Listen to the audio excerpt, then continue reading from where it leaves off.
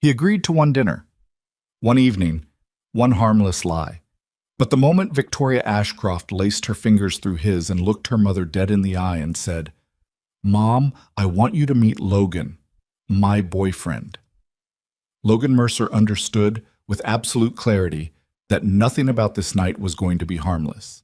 He was a widower, a single father, her roommate, her best friend, and now apparently the boyfriend of one of the most powerful women in the city, standing in her family's dining room with a glass of wine he hadn't touched, smiling at people he'd never met, pretending to be in love with a woman he was terrified to admit he already was. If you've ever done something for someone you cared about and felt the ground shift under your feet, this story is for you. Hit that like button, drop your city in the comments, and let's see how far this story travels. Now let's go back to where it all began. The morning it started, Logan burned the eggs. That in itself wasn't unusual.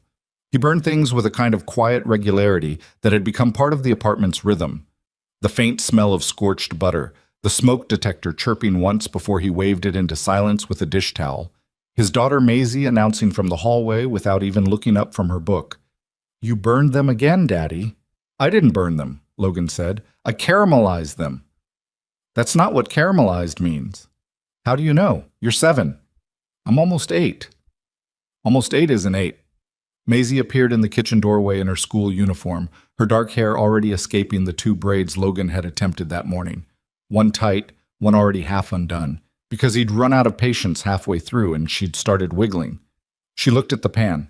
She looked at Logan. She had her mother's eyes, that particular shade of warm brown that caught light in a way that still, after 4 years, could stop him mid-thought. "Caramelize means golden," Maisie said. "Those are black." "Okay," Logan said. "I burned them." He scraped the eggs into the trash without ceremony, cracked 2 more, turned the heat down, and started over. Maisie climbed onto the counter stool and opened her book again, and for a few minutes the apartment was quiet except for the hiss of the pan and the distant sound of morning traffic 18 floors below. It was a good apartment. Logan hadn't chosen it, had stumbled into it 3 years ago when a colleague mentioned that Victoria Ashcroft was looking for a roommate because her previous one had taken a job in Seattle and she hadn't gotten around to finding someone new, and she was, apparently, spectacularly bad at living alone. The colleague had framed it carefully. She's particular. She works insane hours. She needs someone steady, someone who won't be weird about her schedule. Logan had been coming out of the worst 2 years of his life. He'd needed affordable rent, a second bedroom for Maisie, and though he wouldn't have said it out loud at the time, something that felt like stability. He'd met Victoria for coffee. They'd talked for 2 hours about everything except the apartment, and by the time they left, she'd handed him a key and said, "Don't rearrange my bookshelf and we'll be fine." He hadn't rearranged her bookshelf. They had been, by almost any measure, fine, and then considerably better than fine, and then something that didn't have a clean word attached to it. Somewhere between the first month and the third, they'd learned each other's schedules without trying. She knew he needed the kitchen between 7 and 7:45 every morning, or the whole day went sideways. He knew she ate dinner at her desk on Tuesdays and Thursdays, and that leaving a plate outside her office door was more useful than asking if she was hungry.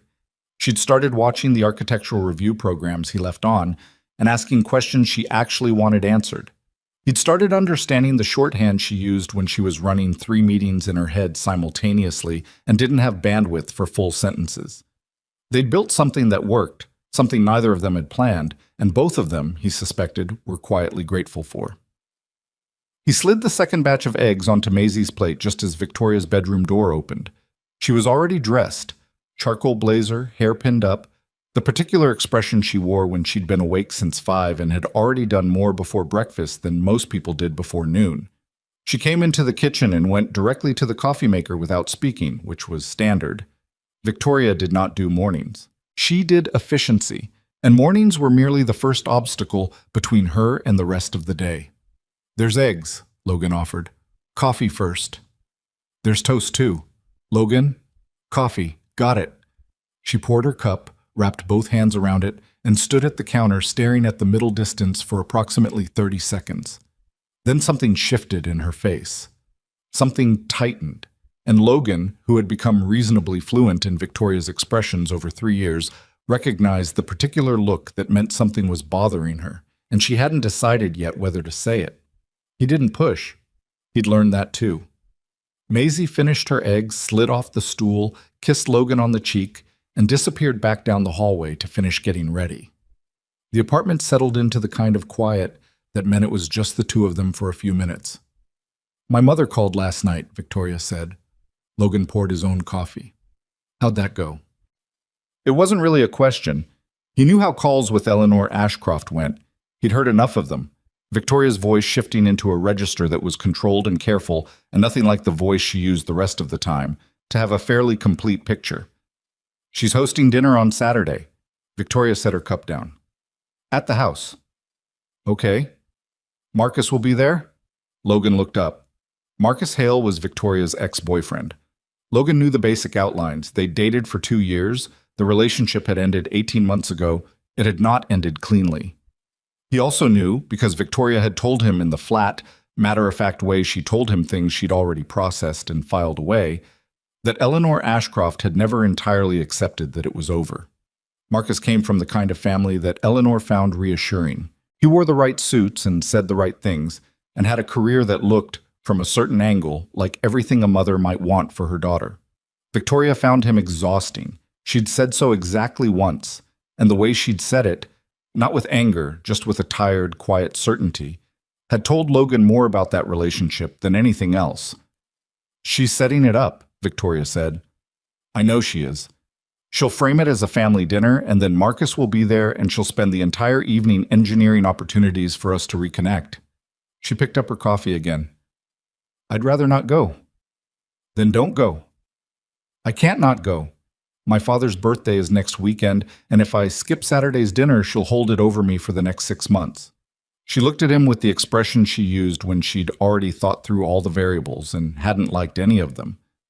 "I've been trying to think of a way to make it less of an ambush." Logan waited. "I was thinking," she said, and then she stopped, which was unusual. Victoria didn't usually stop mid-sentence. "Never mind."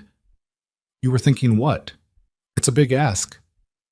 "Victoria," she looked at her coffee cup, "I was thinking that if I showed up with someone, if it looked like I was already with someone, that it would change the whole dynamic. My mother couldn't spend the evening pushing Marcus at me if I'd brought my own person, and Marcus couldn't do his thing where he acts like we're inevitably going to find our way back to each other." Logan was quiet for a moment. "Your own person," he said. "Someone she'd have to take seriously. Someone who seems like—" She stopped again, and he watched her weigh the next words carefully. "Like the real thing." The kitchen was very still. "You want me to come to dinner?" Logan said. "I want you to come to dinner as my boyfriend." She looked up then, and her expression was completely direct, which was the most Victoria thing about her. The way she could say the most significant thing with perfect calm, like she was discussing a scheduling adjustment. "You don't have to. It's a genuinely terrible thing to ask. I know that." Logan thought about it for all of 5 seconds. "What time?" Victoria blinked. 7? "But Logan, I mean it. You absolutely don't have to. What do I wear?" "You—" She paused. "It's a formal dinner, your dark blue jacket." "I burned the eggs," he said, turning back to the stove. "But I'll be ready by 6:30. He thought about it on the train to work. He was careful, the way he was always careful about Victoria, not to think about it too directly, not to examine the thing underneath the yes, the thing that had answered before his brain finished processing the question. He was good at that. He'd had practice.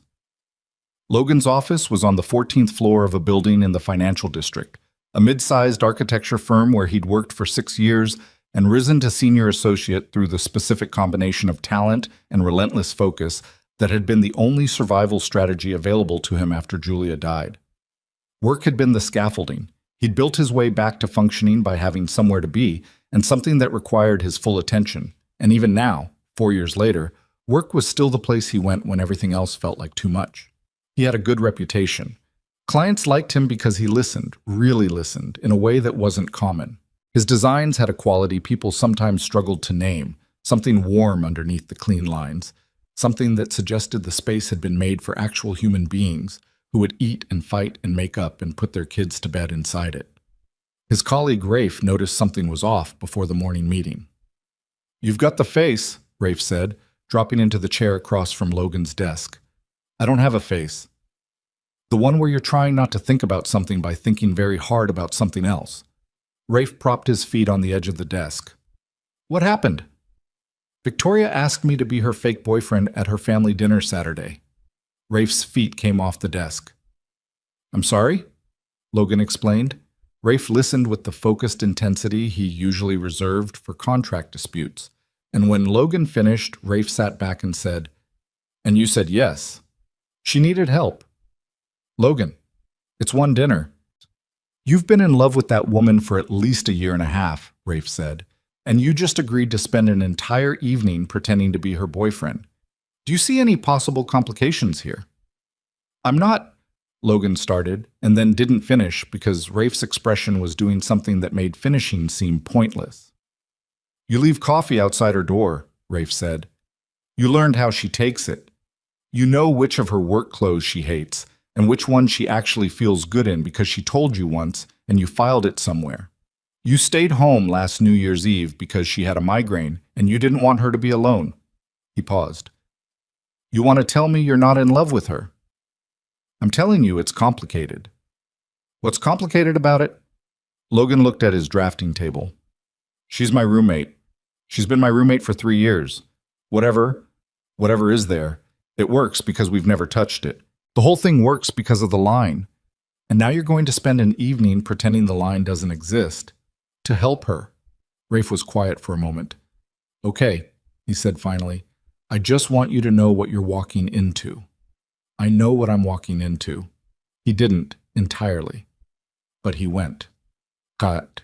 Saturday arrived the way formal family obligations always do, preceded by a kind of dull anxiety that makes the actual event, whatever it turns out to be, almost a relief. Logan had ironed his shirt twice. He'd changed his tie and then changed it back. Maisie, who was spending the night at her friend Sophie's house, had asked him why he was nervous, and he'd said he wasn't nervous, and she'd looked at him with the expression that meant she was absolutely going to be a difficult teenager. He was standing in the living room at 6:28 when Victoria came out. She was wearing a deep green dress he hadn't seen before, so fitted at the waist, simple, nothing that was trying too hard, and her hair was down, which she almost never did on purpose, and she had the posture she used when she was walking into something she intended to win. She looked. He didn't let himself finish the thought completely. He put it somewhere else. "You look good," he said. "Don't be nice to me right now," she said. "I'm trying to be efficient about this." "Okay. You look adequately prepared." She almost smiled. "Better." She picked up her bag. "My mother is going to ask you questions. She's not subtle about it. She'll ask how we met, when things changed, what your plans are. We met when you needed a roommate. Things changed," he thought. 6 months ago? That works." She looked at him sideways. "You don't have to remember every detail. Just be yourself. You're better in rooms than you think you are." "I'm terrible in rooms." "You're warm," she said, and said it simply, like it was a plain fact. "People feel that. It's useful." She reached out and straightened his collar, a brisk, practical gesture that lasted about 2 seconds, and that he didn't think about at all. "Ready? Let's go," he said. The Ashcroft house was 40 minutes north of the city, a property that announced itself gradually, the houses getting larger and the trees getting older, until the car turned onto a long gravel drive and the main house appeared at the end of it. It was impressive without being ostentatious. The architecture that old money favored, the kind designed to say we don't need to try. Victoria had gone quiet for the last 10 minutes of the drive. Logan didn't fill the silence. He drove, and he let her have the quiet, and somewhere around the last turn he felt her exhale, slow and deliberate, the kind that's really an act of will. "It'll be fine," he said. "You don't know that." "No," he agreed, "but I'll be there." She looked at him, and for a fraction of a second, something crossed her face that he didn't have a category for. Then she turned back to the window as he pulled up to the house.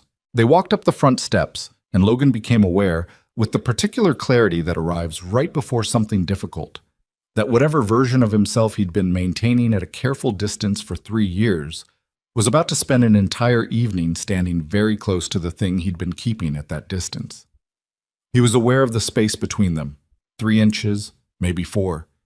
He was aware of the sound of the door being answered and the warm light from inside and Eleanor Ashcroft's voice saying, "Victoria, darling." And then Victoria's hand found his, not tentatively, not like a question. Her fingers slid between his with the easy certainty of someone who'd done it 1,000 times, and she stepped through the door and said, "Mom, this is Logan, my boyfriend." Every head in the entry hall turned. Logan smiled. It was a real smile, because the alternative was worse, and because whatever else was happening inside his chest right now, he was here for her, and that was still true. "It's wonderful to meet you," he said to Eleanor Ashcroft, and shook her hand with the hand that wasn't holding Victoria's. Eleanor was elegant in the particular way of women who had always expected to be looked at, not cold exactly, but assessing. She looked at Logan the way someone looks at a piece of work they're deciding whether to like. Then she looked at Victoria, and something complicated moved through her expression. "Well," Eleanor said, "this is a surprise." "I know," Victoria said pleasantly. "I should have mentioned it sooner." They were ushered in. The house was full of the particular warmth of spaces designed for formal gatherings. Good furniture, fresh flowers, the smell of something cooking that cost a great deal of care. Logan counted 7 other people. Victoria's father, Richard, was across the room, a tall man with gray at his temples, who moved toward them immediately and shook Logan's hand with what seemed like genuine interest. There were aunts, a cousin, a family friend, and Marcus Hale was standing by the fireplace. Logan registered him with the quiet attentiveness he brought to most things. 40, probably. Well-built in the way of men who exercise as a function of their competitive nature. Wearing a suit that cost more than Logan's rent in the easy, unconscious way of men who have never calculated that kind of thing. He was handsome. He was also looking at Victoria with an expression that Logan didn't like. Not obvious, not crude, just a particular kind of patience, like a man who believed outcomes were inevitable. Marcus's eyes moved to their joined hands and stayed there for a moment. "Victoria," he said, "you look incredible." "Marcus," Victoria's voice was perfectly balanced. "You remember my—" And here she did something subtle, a tiny pause that wasn't quite hesitation. "Logan." "We haven't met," Logan said, and extended his free hand. Marcus shook it. "No, we haven't." His grip was firm in the deliberate way. "Logan, are you in business?" "Architecture," Logan said. "Interesting," said in a tone that suggested he found it the opposite. "It has its moments," Logan said, with complete pleasantness. Dinner was served at a long table with more candles than strictly necessary, and a centerpiece that blocked direct eye contact with half the people across from you, which Logan suspected had been chosen by Eleanor specifically because it disrupted conversation into smaller, more manageable channels she could monitor. He was seated next to Victoria. That much Eleanor had apparently conceded. What followed was one of the stranger evenings of Logan's recent life, and his recent life had included a surprising number of strange evenings. The performance of it should have been exhausting. 2 people who were roommates and friends and nothing more, playing the role of people who were something more. But it wasn't exhausting. That was the part Logan hadn't anticipated. It was easy. Not effortless in the way that things are effortless when they're false, in the way that things are easy when they're already almost true. Victoria passed him the bread before he reached for it, because she knew he always wanted bread. He topped off her water glass without being asked, because he always did that at home, and didn't think about it until he was already doing it. When Richard asked how they'd known each other before they got together, Logan said, "She needed a roommate, and I needed to get out of my own head." And Victoria added, "He burned breakfast 3 times the first week, and I thought I'd made a terrible mistake." And both of these things were factually accurate. And Richard laughed, and Logan felt the strange vertigo of a lie constructed entirely from true things. Marcus tried twice. The first time was a question about Logan's career that was structured as a compliment, but landed as a diminishment. Something about how it must be satisfying to work on a smaller scale, more human, after Victoria's world of global strategy. Logan simply agreed that yes, he preferred working on things people actually lived in and left the rest of it alone. The second time was more direct. They were between courses, and Marcus had apparently decided that subtlety wasn't getting him where he wanted to go. "Victoria," he said from across the table, in a tone that carried even through the candles and the centerpiece. "I was talking with Stephen Harwick last week. He mentioned the Meridian Group partnership. Sounds like a substantial opportunity." Victoria set her fork down with care. He seemed to think you'd be seriously considering it." "Stephen Harwick thinks a lot of things," Victoria said. "The global expansion alone," Marcus leaned forward slightly. "That's the kind of thing that demands a different kind of life, a different kind of commitment." His eyes moved briefly to Logan. "Certain flexibility." The implication sat in the air. Logan felt Victoria's hand find his knee under the table, not anxious, grounding, like she was using the contact to stay even. "Marcus," Richard said from the head of the table, with a mildness that was clearly a warning, "I think we agreed this wasn't the night for business." "Of course," Marcus said, and smiled and leaned back. Logan turned to Victoria and said, quietly enough that it wasn't a performance, "Tell me about the Meridian thing later, if you want." She looked at him. Not for the cameras, not for her mother, just looked at him. "Okay," she said.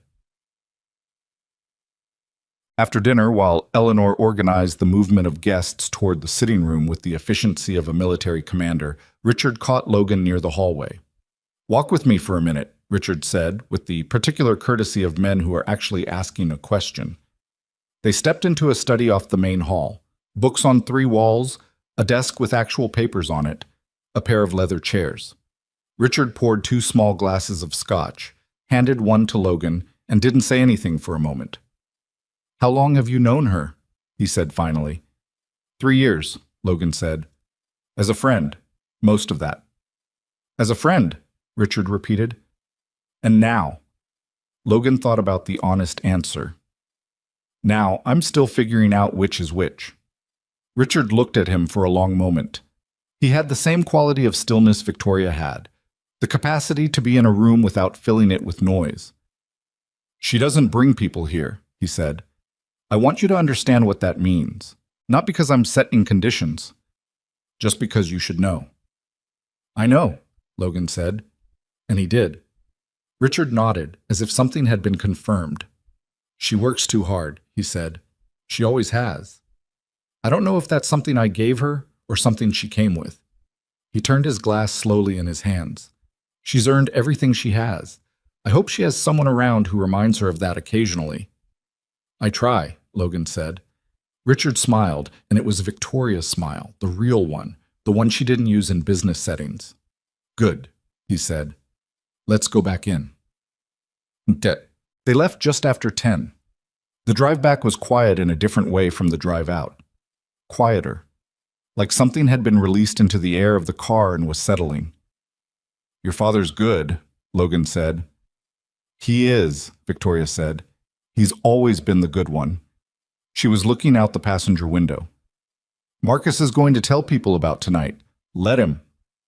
He'll frame it as Victoria." Logan glanced at her. "Let him." She was quiet. "Your mother liked you," she said after a minute. "You were fine." She asked me 3 different versions of the same question, whether this was serious. I gave her 3 different versions of the same answer. "What was the answer?" She looked at him for a beat. "I said yes." Logan kept his eyes on the road. "Thank you," Victoria said. "For tonight. You were—" She stopped. "You didn't have to do what you did with Marcus when he was being a lot." "Yes. I didn't do anything." "You stayed calm," she said. "You just stayed calm, and it made it smaller. You're good at that." She turned back to the window. "I forget sometimes how good you are at that." They drove the rest of the way home through the dark, and Logan thought about lines, and about all the ways that lines, once you've spent an evening on the wrong side of them without disaster, start to seem less like protection and more like something you drew on a map a long time ago and kept following out of habit. He didn't say any of that. He parked. They rode the elevator up. He held the door open and she walked through it ahead of him and paused in the apartment hallway, bag still over her shoulder, something on her face that he couldn't quite read. "Same time tomorrow?" she asked, which was what she always said. Which meant, "Are we okay? Is this normal? Is everything still what it was?" "Same time," he said. She nodded and went to her room, and Logan stood in the hallway for a moment, in the quiet apartment that smelled like coffee, and Maisie's crayons, and the particular version of home that had grown up around the three of them without anyone planning it. He'd agreed to one dinner. He was already pretty sure it wasn't going to stay one dinner. Sunday started the way Sundays usually did. Maisie home by 9, dragging a backpack that was somehow heavier than when she'd left, full of the particular energy of a child who had stayed up 2 hours past her bedtime at a friend's house and was now running entirely on the kind of stubborn momentum that precedes a full collapse. She ate cereal, refused to admit she was tired, read half a page of her book with her eyes visibly drooping, and was asleep on the couch by 10:15. Logan covered her with the blanket from the armchair and stood there for a second, just looking at her. This was something he did and never talked about. This specific thing of stopping to look at her when she was asleep, like he needed to confirm that she was still real, still here, still his. It had started after Julia died, when the fear of losing things had moved in and rearranged everything. He was better about it now. Mostly. He left Maisie on the couch and went to make coffee. Victoria was in the kitchen already, standing at the counter with her laptop open and her reading glasses on, which meant she'd been up long enough to have made a plan for the day and was already executing it. She had a habit of working Sunday mornings that Logan had long since stopped commenting on. She worked because she wanted to, not because she had to, and there was a difference that most people who didn't know her well got wrong. She looked up when he came in. "She's asleep," he said. "I heard her come in." Victoria took her glasses off. "How'd she sleep at Sophie's?" "Poorly, from the look of her." He started the coffee. "You eat?" "I had toast." "Real toast or one piece of toast that you ate standing over the sink in 30 seconds. Victoria looked back at her laptop. It was nutritionally equivalent. He made eggs. He made them correctly this time. Low heat, moving them slowly, the way Maisie had been requesting since she'd watched a cooking video 6 months ago and become briefly, intensely opinionated about eggs. He put a plate next to Victoria's laptop without asking. She ate without looking up from the screen, which was the only thank you he expected. They'd done this 1,000 times. That was the thing he kept returning to, in the quiet part of his mind that he tried not to give too much airtime. How much of Saturday night had looked like pretending, and how much of it had just been this, the thing they already did, translated into a different room with different furniture. "She asked me 4 questions, Victoria said, without looking up. "Your mother." "While you were with my father." She turned a page in whatever she was reading. "How long we'd been together, whether I'd introduced you to people at work, whether Maisie called me anything." Logan was quiet for a beat. "What'd you say to that one?" "I said we were taking it slowly, that it was a new situation for everyone." She paused. She didn't push it, which means she's thinking about it. "Is that a problem?" "It means she's building a position." Victoria finally looked up. "My mother doesn't ask questions because she's curious. She asks questions because she's collecting information she intends to use." "For what?" "I don't know yet." She closed the laptop. "Logan, I want to say something and I need you to not be nice about it." He leaned against the counter. "Okay. Last night it worked. Better than I expected, and I know you did that because you're a decent person, and I asked you to, but I'm aware of what I asked." She held his gaze. "I put you in a position that wasn't fair, and I want to make sure things aren't strange." "Are they strange for you?" he asked. She thought about it genuinely, which was one of the things about Victoria that he'd always found both admirable and sometimes inconvenient. She didn't answer questions until she'd actually considered them. "A little," she said. "Not bad strange, just—" She gestured, which was unlike her. Victoria rarely gestured when she couldn't find words. "Unfamiliar." "Unfamiliar isn't bad." "No," she agreed. "It's just unfamiliar." She picked up her coffee. "Thank you for what you did with Marcus. You didn't have to stay even when he was being—" Marcus is the kind of guy who needs someone to stay calm at him, Logan said. It's fine. You're very calm. I'm not particularly calm. I just don't show it. She looked at him over her cup, and he had the feeling, as he occasionally did with Victoria, that she was reading something he hadn't meant to put on the page. Then Maisie's voice came from the living room. Not words, just the particular groggy sound of a child waking up and establishing that the world still existed. And the moment passed. "Maisie," Logan called, "don't fall off the couch." "I wasn't going to fall off the couch," Maisie said, with the dignity of someone who had probably been about to fall off the couch. The week after the dinner had a particular texture that Logan noticed but tried not to examine too carefully. Nothing had changed, technically. He still drove Maisie to school. Victoria still left before he did and came home later. He still had drafts to review and client calls to take, and the project he'd been working on for 7 months, a community arts center in the east part of the city, his favorite thing on his desk, was entering the phase that required the most sustained attention and offered the most specific satisfaction. But there were small things. Victoria texted him Tuesday afternoon. "Marcus emailed me. Wanted to check in." Logan typed back, "What are you going to do?" Nothing. Ignoring it. Then a few seconds later, "Is that wrong?" "No," he wrote. "That's exactly right." She sent a single punctuation mark in response, a period, which with Victoria meant good, that settles it. And that was the end of it. Wednesday, she came home at 7, which was early for her on a Wednesday. Maisie was at the kitchen table doing homework with the concentration of someone who would rather be doing anything else, and Victoria stopped in the doorway, and Logan looked up from where he was working on a section of drawings, and Victoria said, "I had a meeting cancel. Don't make a thing of it." "I wasn't going to make a thing of it." "You were about to smile." "That's just my face." Maisie looked up from her homework. "Victoria, can you help me with fractions? Daddy does them wrong." "I don't do them wrong," Logan said. "I do them the long way." "He draws pictures," Maisie told Victoria confidentially, "like diagrams. It takes forever." Victoria put her bag down, took off her jacket, hung it on the hook by the door with the automatic precision of someone who had lived in the apartment long enough for its habits to become her habits, and sat down at the table next to Maisie. "Show me what you have," she said.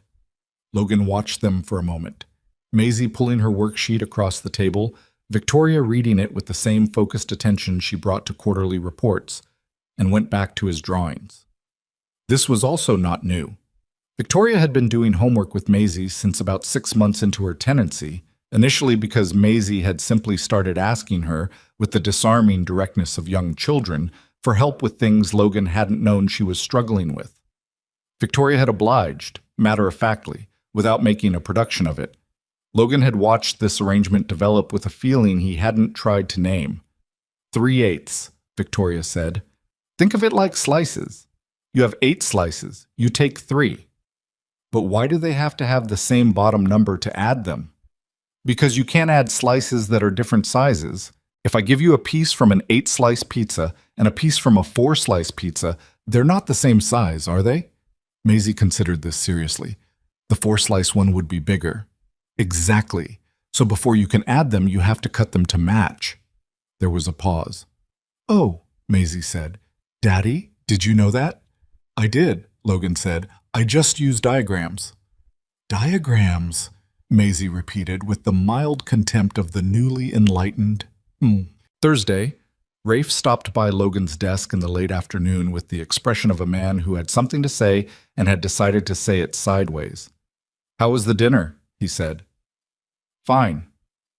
"Fine like actually fine, or fine like you're not ready to talk about it?" "Fine like we went. It went okay, we came home." Logan kept his eyes on the drawing he was working on. "Her father's a good man. Her mother is strategic. Her ex is the kind of guy who thinks patience is the same thing as inevitability. And Victoria?" "Was Victoria." Rafe sat on the edge of the desk. "Logan." "Rafe, I'm asking as your friend." Logan set his pencil down. "It was strange. It was also not as strange as it should have been, which is the part I'm not sure what to do with." Rafe nodded slowly. "Have you talked to her? Since?" "We live together. We talk constantly." About this. We talked Sunday. She wanted to make sure things weren't weird. Are they weird? Logan thought about Victoria at the kitchen table with Maisie and Fractions, and about the way her hand had found his in the doorway of her parents' house like it already knew the way. They're always a little weird, he said. That's not new. Rafe looked at him for a long moment. At some point, he said, you're going to have to decide if the line is something you want to maintain or something you're just afraid to cross. Those are different reasons. Logan didn't answer. Rafe picked up a pen from the desk, looked at it, put it back, and went back to his own office. Logan sat with that for longer than he intended to. The second dinner was Eleanor's idea. She called Victoria on Friday afternoon. Logan could hear it from the living room, the careful, modulated quality of Victoria's voice that meant she was managing a conversation she hadn't chosen. He didn't try to listen, but he caught enough. His name. A Sunday. Mother, it's very short notice. A pause. Fine. She came out of her room looking like someone who had agreed to something and wasn't happy about it. She wants to do lunch Sunday, Victoria said. At the house. Just immediate family. She paused. She specifically asked if you and Maisie could come. Logan looked up from the plans he was reviewing. Maisie? She said she'd love to meet her. Victoria's expression was neutral in the careful way. I told her I'd ask. Logan, I don't want to make this a bigger thing than it already is. If she'd love to meet her, Logan said, why would we say no? Oh, because Maisie is 7 years old and doesn't know she's part of a... Victoria stopped. This started as one favor. I'm aware of how far it's expanded. Do you want to go? She leaned against the doorframe. I want my mother to let this Marcus thing go. I want her to accept that I'm living my life the way I've chosen to live it. She looked at him. Right now, this is working. Then we go Sunday. Maisie doesn't know any of this, Victoria said. She'll just be herself. Is that okay? Maisie being herself is the most okay thing I can think of, Logan said. Victoria made a sound that wasn't quite a laugh, but was in that direction. Your confidence in her is very touching. She handled Fractions this week. She can handle lunch.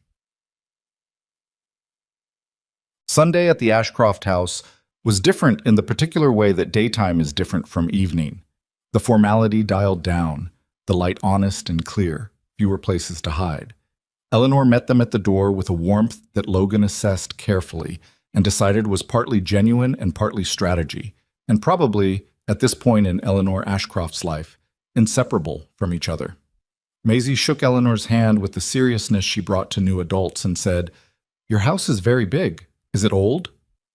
It is, Eleanor said, visibly surprised. About 90 years. Our school is 63 years old, Maisie said, but it got a new roof. Did it? It was a whole thing, Maisie said, in the tone of someone who had heard a lot about the roof situation. There was a meeting. Eleanor looked at Logan with an expression he hadn't expected, genuine amusement. She's wonderful, she said, which was also partly strategy and probably also, in this particular moment, true. Lunch was easier. Richard showed Maisie the garden while the adults settled on the back terrace, and they could hear occasional bursts of Maisie's commentary floating over the hedgerow, something about a particular flower, something about whether bees had feelings, and it lightened something in the atmosphere that a Sunday lunch with Eleanor Ashcroft might otherwise have maintained. She's very confident, Eleanor said. Is she like her mother? The question was delicately pointed. Logan had known it would come. She's her own person, he said. But there are things, yeah. Logan's wife passed 4 years ago, Victoria said, without drama, just as information. Car accident. Eleanor's expression shifted. I'm sorry, she said, and meant it. Thank you, Logan said.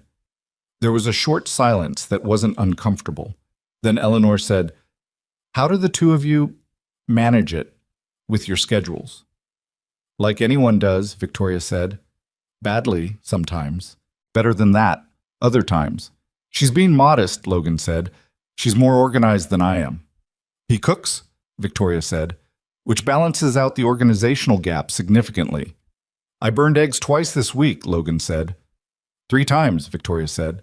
I didn't say anything about Tuesday. You weren't home Tuesday. I could smell it from down the hall. Richard returned from the garden with Maisie, who had apparently made definitive assessments about the relative merits of the various flowers and was ready to share them with the table in ranked order. The conversation moved and branched and did the thing that lunch conversations do when the people around the table are, despite their complications, mostly trying. At some point, Eleanor touched Logan's arm, briefly, and said, quietly enough that it was clearly intended just for him, "She seems lighter than she has in a while." She paused. "I don't always get it right with her. I want you to know I know that." Well, Logan didn't have a perfect answer for that. He said, "She's doing well. I think she's really doing well." Eleanor nodded, and that was enough. And on the drive home, Maisie fell asleep in the back seat with her head tipped against the window, one shoe off because she'd been working at it for the last 20 minutes without fully committing. The radio was low.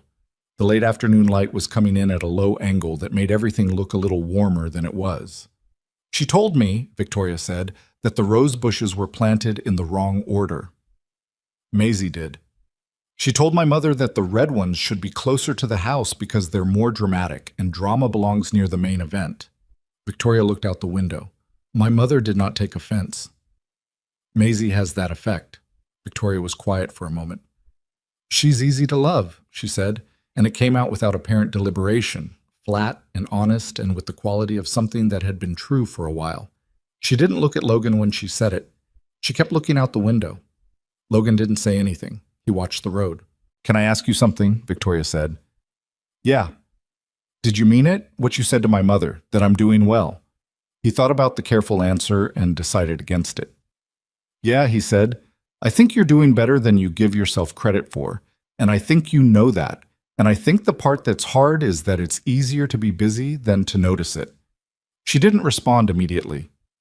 "That's annoyingly accurate," she said finally. "I've been studying." "Studying what?" "The subject," he said.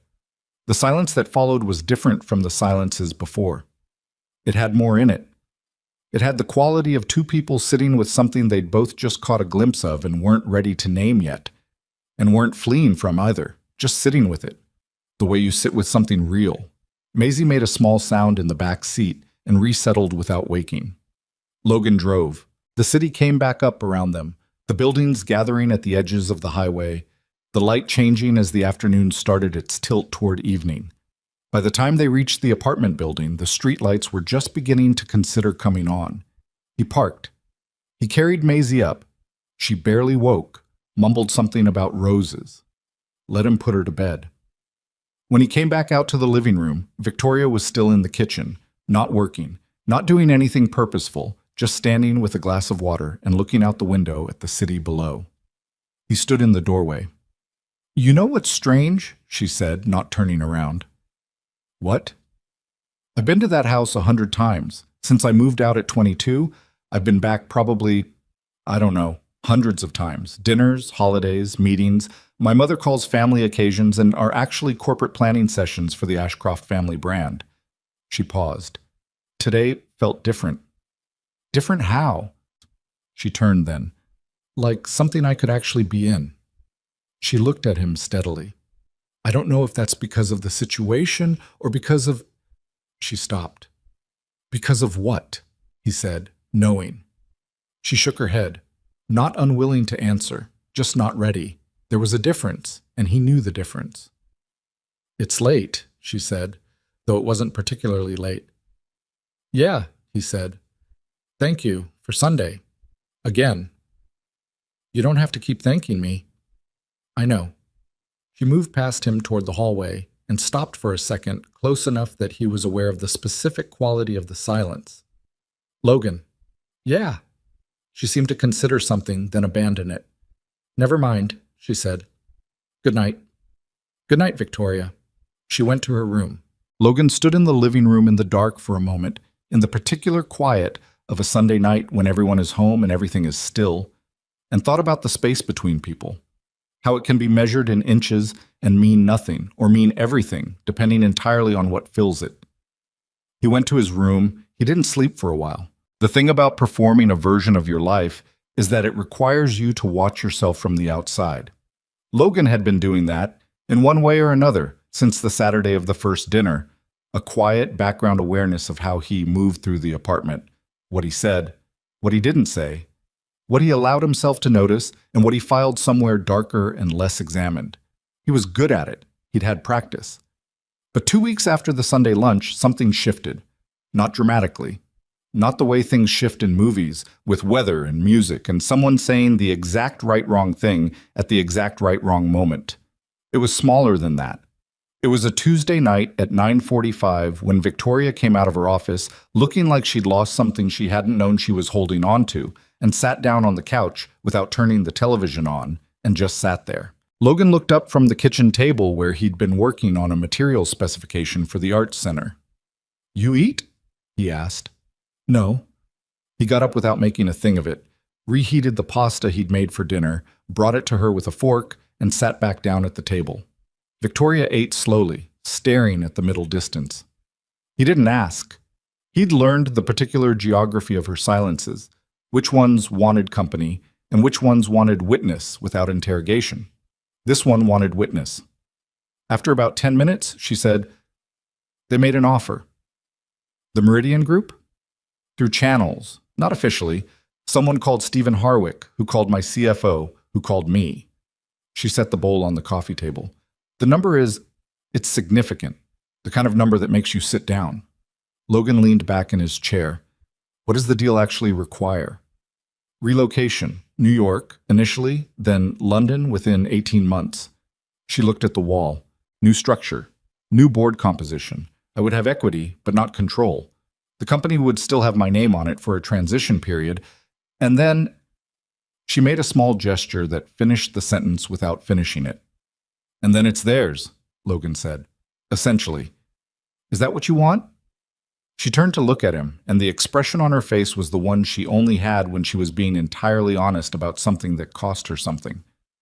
"I don't know," she said. "I built this company from nothing. From a converted bedroom and one client who paid late and a business plan, I rewrote 11 times." She paused. "Walking away from control isn't— I can't just think of it as a transaction." "Then don't." "That's not how business works." "I know how business works," Logan said. "I'm asking what you want. Not what makes strategic sense. Not what your board is going to say. What you want." She was quiet for a long moment. "I want to still be able to walk into my own company and have it feel like mine," she said. "I want that to still be true in 5 years." She picked up her fork and put it back down without using it. Marcus called again. The shift in topic was abrupt. Logan registered it. "He called my direct line," she said. "Not email. My direct line, which he only has because we dated, and which is not listed anywhere." She said it flatly. "He said he'd heard about the Meridian situation through Harwick. He said he thought I should take it, that it was a natural progression, that sometimes the things we build need to move beyond us to reach their potential." She paused. "That's a direct quote." "That's condescending," Logan said. "It's a lot of things." Victoria looked at him. "He also said that he hoped things were going well with— He used your name. He knew your name. He said he hoped things were going well with Logan." Logan didn't say anything. "He was making a point," Victoria said, "that he knows things, that he's still paying attention." She shook her head. "I don't want to talk about Marcus. I needed to say it to someone before I decided what to do with it." "What are you going to do with it?" "Nothing," she said. "Ignore it and move forward." She looked at him. "Do you think that's the right call?" "I think Marcus is a man who conflates attention with influence," Logan said. "Ignoring him is the right call." She nodded, reached for her water glass, looked at him again in the quiet, direct way she had that he was still, 2.5 weeks into whatever this was, not entirely accustomed to. "Can I ask you something?" she said. "You're going to either way. When Julia died—" She stopped. "Is that okay to ask about?" "Yeah." "When she died. The thing that was hardest, was it the grief, or was it not knowing who you were without it?" It was a more precise question than most people asked. He thought about it seriously, which was the only way to respond to it. "Both," he said, and they felt the same for a while. The grief and the loss of shape. Who I was when she was alive and who I was after weren't the same person, and for a long time I didn't know if the second person was worth being. But you figured it out. I'm still figuring it out. He looked at her steadily. Why are you asking? She looked at her hands. Because I think I've been doing the same thing with the company. Not grief, but the shape of it. The thing I built has started to feel like the only version of me that exists. And when someone comes along and says, your thing should be something else, something bigger, something beyond you, I can't tell if the resistance is vision or fear. It might be both, Logan said. Both can be true. That's not a particularly useful answer. No, he agreed, but it's an honest one. She looked at him for a beat, and he saw something in her expression that he'd seen pieces of before but not assembled quite this way. Something that was almost relief. The specific relief of being given honesty instead of management. You're not easy to talk to, she said, and he heard what she meant, which was the opposite. The week before Eleanor's formal dinner, the large one, the one she'd been planning since the first Saturday, the one that Logan had been told now included 12 people and would require a dress code, Maisie got sick. It started Wednesday. A low fever that her school nurse flagged, Logan picking her up at noon to find her sitting in the clinic hallway with her backpack on her lap, flushed and martyred, declaring that she was fine and did not need to go home and had a presentation on weather patterns on Friday. You have 101 fever, Logan said. It's 1 degree. That's 1 degree past 100. I can do the presentation with a fever, Maisie said. Lots of important people gave speeches when they were sick. Name one. She thought about it. Abraham Lincoln, she said, with the confidence of someone who was not sure about this but was committing. He did not, Logan said. Come on. He took her home, installed her on the couch with her blanket and a glass of water, and called his office to rearrange his afternoon. The project meeting he'd been preparing for had to move. His client, a patient woman named Doris Chen, who was overseeing the Arts Center build, took it with good grace and rescheduled for the following morning. By Thursday, the fever had settled into a sinus thing. Better, but not good. Maisie was home again, demanding television and soup with the unsentimental authority of the convalescing. Logan worked at the kitchen table between errands, and by midday, he was behind on the Arts Center drawings in a way that was going to require him to stay up late or come in early for the next several days. Victoria came home at 6 to find the apartment in the specific state of organized chaos that Maisie's sick days produced. Blankets everywhere, the coffee table repurposed as a desk/meal tray/art station, a half-finished drawing of what might have been a sunset or a house fire on the floor by the couch. Sick day? Victoria said.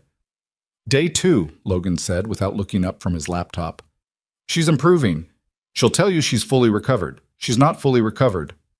I'm fully recovered, Maisie announced from the couch. Your nose is running, Logan said. That's residual. Victoria set her bag down, looked at the drawing on the floor, looked at Maisie, and said, Move over. She sat on the couch, pulled a corner of the blanket over her own lap without ceremony, and Maisie immediately redistributed herself so that her head was on the armrest nearest Victoria, which was also her preferred position when Logan was sitting there. Logan watched this happen from the kitchen and made a decision not to think about what it meant. What are we watching? Victoria said. The nature one, Maisie said. About the ocean. The one with the anglerfish? Yeah. Maisie pulled the blanket up. They're disturbing. Deeply, Victoria agreed. Logan made soup. Saturday arrived dressed as a formal obligation. The big dinner, 12 people, Eleanor's full production, the kind of evening that required a babysitter and a pressed jacket, and the particular internal preparation Logan associated with things that mattered more than they were supposed to. He'd arranged for Sophie's mother, Gail, to take Maisie. Maisie was well enough, and the two girls were already planning what amounted to a counter-event that involved a movie and the negotiation of a very specific pizza order. Logan kissed Maisie's forehead at 5:30, told her to be reasonable about the pizza toppings, and got a look in return that suggested she found this advice offensive. Victoria was ready when he came out of his room. She was wearing the dark green again. Not the same dress, a different cut, but the same color, and Logan decided that whoever had told her dark green was her color had done her a genuine service. She looked at him. He was in his dark jacket, the same one as the first dinner, because he owned 2 suits, and this one was better. "You could have worn the other one," she said. "It's the same event. It's a different dinner. Nobody's going to remember what I wore to the first dinner." "Marcus will," she said. Logan straightened his cuff. "Then it's extremely deliberate." Something shifted in her expression, amusement and something underneath it. "Ready?" she said. "Yeah." In the car, she told him what to expect. 12 guests, including an industry colleague of her father's, a cousin named Patrick, who asked loud questions, Eleanor's friend Margaret, who had opinions about everything, and Marcus, who had apparently confirmed attendance on Thursday in a move that no one had explicitly invited him to, but no one had stopped either, because Eleanor's relationship to Marcus involved a particular form of polite intractability. "He's going to do something tonight," Victoria said. "What makes you say that?" "He called again, yesterday." She looked out the window. "I didn't pick up, but he left a message. He said he was looking forward to the dinner and that he hoped we could talk, the 3 of us, about, he said, the fuller picture, whatever that means." "It means he's going to try to use the Meridian offer," Logan said, "in front of my family." "Possibly." Victoria was quiet. Logan, I'm not afraid of him. I want to be clear about that." "I know. I just want tonight to be—" She stopped. "I'm tired of every room with my family in it feeling like a negotiation." "Then let's change what the negotiation's about," Logan said. She looked at him. "What does that mean?" "It means walk in like you belong there. Because you do." He glanced at her. "You always have. That's actually the whole problem. They can't figure out what to do with someone who belongs somewhere as completely as you belong everywhere you go." She didn't say anything for a moment. Outside, the suburbs were beginning to gather at the edges of the highway. "You're going to make me redo my face," she said finally. "You're fine. I'm not crying. I'm just—" "Victoria." "I'm fine," she said firmly. "Drive." The house was fully lit when they arrived, the kind of lighting that came from every window and made the building look like it was performing. Logan parked, and they walked up together, and he did not reach for her hand, and she did not reach for his. And somewhere in the 3 seconds before the front door opened, that distance, that 3 inches of not quite touching, felt like the loudest thing. Then the door opened, and Eleanor was there, and the evening began. It was louder than the first dinner. 12 people in a formal dining room produces a particular acoustic environment. The overlap of conversation, the movement of chairs, the way sound collects in the corners of high-ceilinged rooms. Logan moved through the introductions with the quiet attentiveness he brought to new spaces, reading the room the way he read a building's bones before he ever touched a drawing. Patrick, the cousin, was exactly as advertised, large, friendly, immediately curious about Logan's work, asking the kind of questions that were actually interested and not strategic, which made him immediately the easiest person in the room. Eleanor's friend Margaret assessed Logan from across the appetizers with the frank appraisal of a woman who had watched many people enter this family's orbit and had opinions about most of them. Marcus was by the window again. Different suit, same posture. He crossed to them within 4 minutes of their arrival, which Logan noted as a choice. "Victoria," he said. "Logan."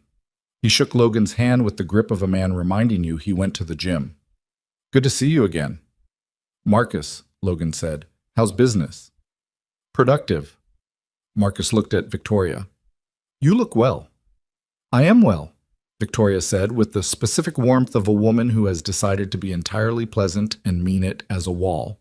"I was hoping we'd get a chance to talk tonight," Marcus said. "The 3 of us, at some point." He said the 3 of us with the ease of a man who had practiced including Logan just enough to seem generous about it. "I've been thinking a lot about the Meridian conversation." "Tonight probably isn't the right context for that," Victoria said. "Of course," Marcus said. "Of course, no, you're right." He smiled. "Let's just enjoy the evening." He drifted back toward the window. Logan watched him go. 4 minutes, Logan said quietly.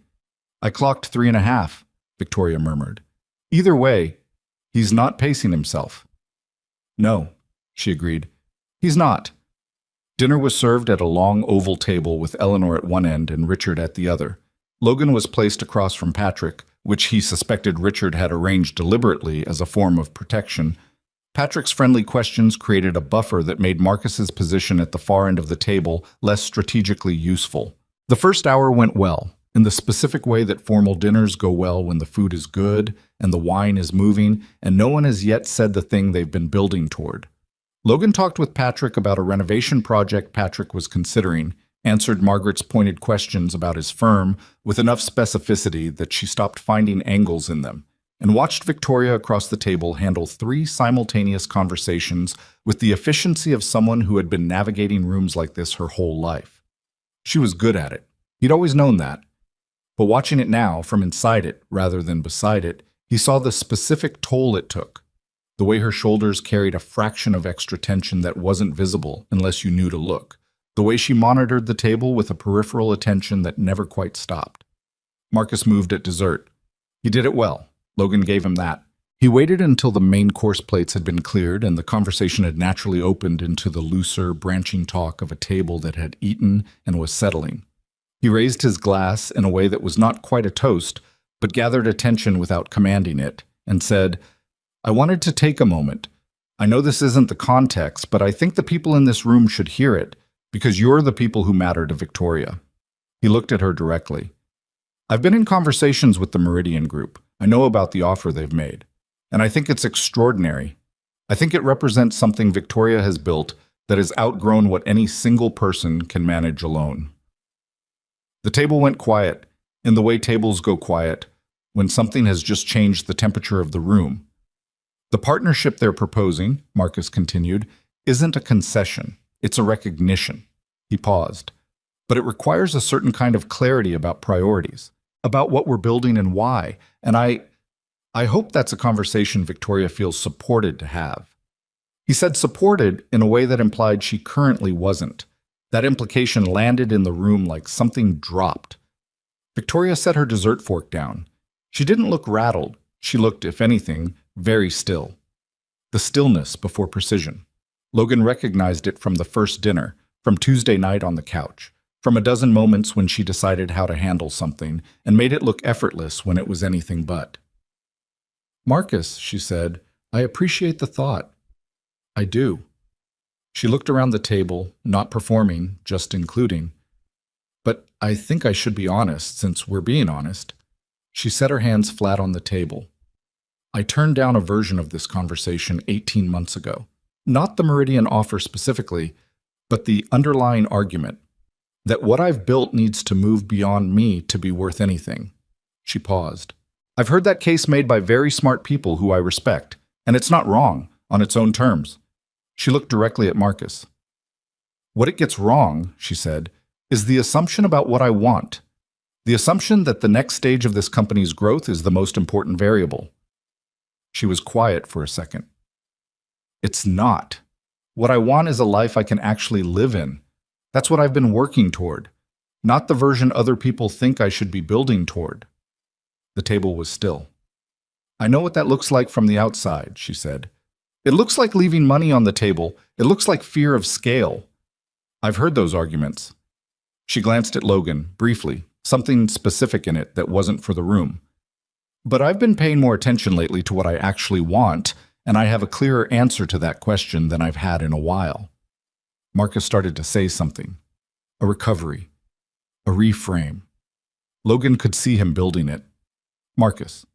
Richard's voice came from the end of the table, even and final. I think Victoria's said what she needed to say. Marcus closed his mouth. And something broke. Not dramatically. Not the way breakage looks on a screen. Just the quiet, permanent way that certain tensions resolve when someone finally names what everyone else has been managing around. The dinner continued. People picked up their forks. Patrick asked Logan something about load-bearing walls, and Logan answered it, and the conversation moved, and Eleanor poured more wine, and Marcus spent the rest of the evening being pleasant and contained and visibly recalibrating. But Victoria didn't look at Marcus again. Not once. And Logan noticed that too. They said their goodbyes at 10:15.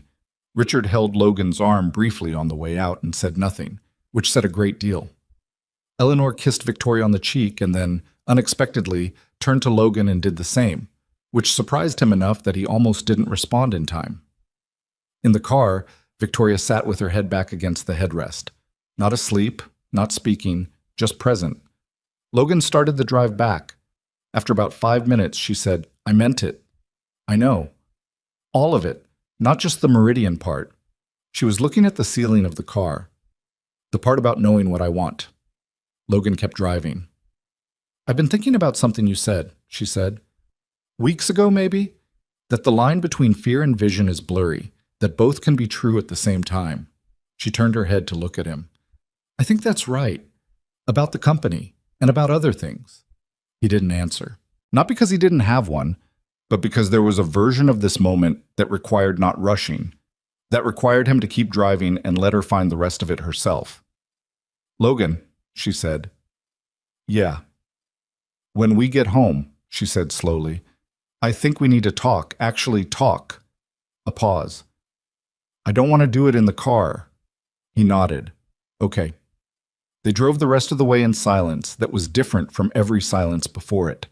Not comfortable, not uncomfortable, but charged in the particular way of something that's been held back for a long time, and is now, finally, moving toward its own resolution. The rain started about 3 miles from home, slow at first, then steadier. By the time Logan parked, it was the kind of rain that blurs the lights and makes the world outside the car feel very far from where you're sitting. Victoria looked at the rain on the windshield for a moment. "Ready?" he said. "No," she said honestly, "but let's go." The rain was heavier by the time they got upstairs. Logan unlocked the apartment door, and they came in out of the wet. Not soaked, just that particular kind of damp that rain leaves on your shoulders and in your hair when you've walked quickly from a car to a building and weren't quite fast enough. Victoria dropped her bag on the hook by the door.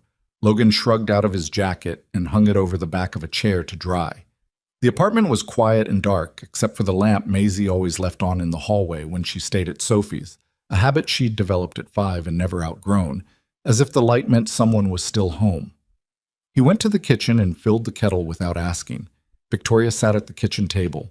Not the couch, the table, which meant she wanted to be upright for this, and looked at her hands. The rain moved against the windows in waves, the way it does in a city when the wind is working with it. Logan set 2 cups on the counter. He didn't rush. "You want to go first," he said, "or you want me to?" Victoria looked up. "I don't know what you would say," she said, "if you went first." "I think you do." She was quiet for a moment. The kettle began its low build toward boiling. "I've been trying to figure out," she said, "when it changed for me. I keep going back through it like it's a document I can annotate, trying to find the exact line." She looked at him. "I can't find it. It didn't happen at one moment. It was 100 small moments, and I kept not naming them because naming them meant changing something that was working." "I know," Logan said. "I was afraid to break it," she said. "What we had, what we have, because whatever this apartment is, whatever we are to each other in the daily version, it's the thing I come home to. It's the thing that makes the rest of it manageable." She pressed her palms flat on the table. "And I thought if I said anything, or if you said anything, and it went wrong, I'd lose the whole thing. Not just the other part. All of it. You, Maisie, the eggs on Tuesday morning, all of it." The kettle clicked off. Logan poured the water and brought both cups to the table and sat down across from her, not at the far end, right across, close enough that the conversation didn't have to be louder than it needed to be. "I've been doing the same thing," he said. She looked at him. "Same math," he said. "Same fear. Whatever I felt, I put it somewhere and kept putting things on top of it because the alternative was risking the thing that was already real." He wrapped his hands around the cup. "You asked me once about Julia, about who I was after." He paused. "The version of me that came out the other side of that. He was careful, really careful, about what he let himself want, because wanting something and losing it, it doesn't just hurt. It changes the shape of you, and I didn't want to be changed again." "Logan, I'm not finished." He said it quietly. I'm not saying that to make you responsible for my history. I'm saying it because I need you to know that it wasn't ever about whether you were worth it. It was about whether I could trust myself to be a fair version of a person who wanted something that mattered. Victoria was looking at him with an expression he hadn't seen from her in quite this form. Not the controlled directness she used in every other situation, but something rawer than that. Something that looked like it had been maintained at some cost and was now, finally, not being maintained. "And now?" she said. "Now I think I've been using caution as an excuse," he said, "and I don't want to do that anymore." The rain pushed against the windows. Neither of them moved. "I'm not—" Victoria stopped, started again. "I'm not good at this part," she said. "The part where you say what you actually feel out loud to someone's face. I'm better at infrastructure, plans, structures." She almost smiled, but it had an edge of something self-aware in it. "Feelings are not my strongest operational area." "You're doing fine." "I feel like I'm doing terribly." "Victoria." He leaned forward slightly. "Just say it." She looked at him, and for once she didn't calculate it, didn't find the most efficient route from the thought to the expression. She just said it. "I don't want to pretend anymore," she said. "I don't want to perform it for my mother or hold a position at a family dinner. I just—" Her voice was steadier than her expression. "I want it to be real. Whatever it is, I want it to be real." Logan sat with that for exactly as long as it took to be sure he wasn't going to say something he'd have to walk back. "Okay," he said. She blinked. "Okay?" "Yeah." "That's it? Just okay?" "What else do you want me to say?" She made a sound that was half exhale, half something she was trying to contain. "Something more than okay would be, I've been in love with you for somewhere around 14 months, Logan said. I've been managing it for most of that time with varying degrees of success. I think you knew before I admitted it to myself, and you were decent enough not to say so." He looked at her. "Is that more than okay?" She stared at him. 14 months, she said. "Approximately." "You've been carrying that for 14 months. I'm an architect. I'm good with load-bearing structures." She laughed. Actually laughed. The real one. The one she didn't use in business settings. And pressed the back of her hand against her mouth, and Logan thought that sound was probably one of his favorite sounds, and had been for a long time. "That's the most Logan thing you've ever said," she said. "I stand by it." She lowered her hand. The laughter faded back into something quieter and more fundamental. She looked at him across the kitchen table in their apartment, in the rain, with the hallway lamp still burning for the child who was sleeping at a friend's house, and she said, "I don't know how to do this. I want to be honest about that. I know how to run a company. I know how to have a plan. I don't know how to—" She gestured between them. "Be careful with something I can't control." "Neither do I," Logan said. "I know how to be a father and an architect. I know how to burn eggs and hang someone else's jacket on the right hook without thinking about it. The rest I'm figuring out in real time, same as you." "That's terrifying," she said. "Little bit," he agreed. She reached across the table and put her hand over his. Not the performed gesture from the doorway of her parents' house. Not the hand-holding of the thing they'd been pretending. This was smaller and less certain and entirely real. Her fingers were slightly cold. She didn't apologize for that. He turned his hand over.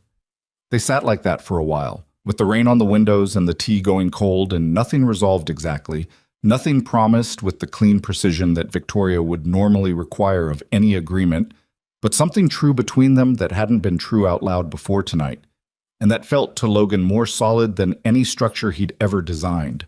He went to her in this morning, not the night before, which was the right call, and both of them knew it without discussing it.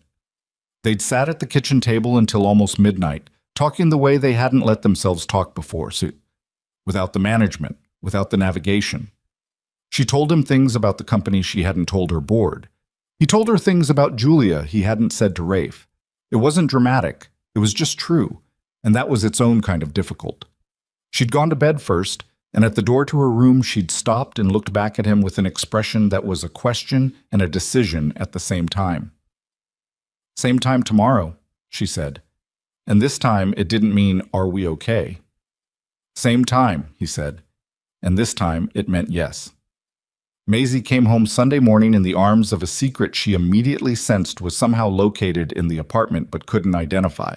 She looked from Logan to Victoria and back again over her cereal bowl with the sharp, patient attention of a child who has learned that adults conceal things and that patience eventually reveals them.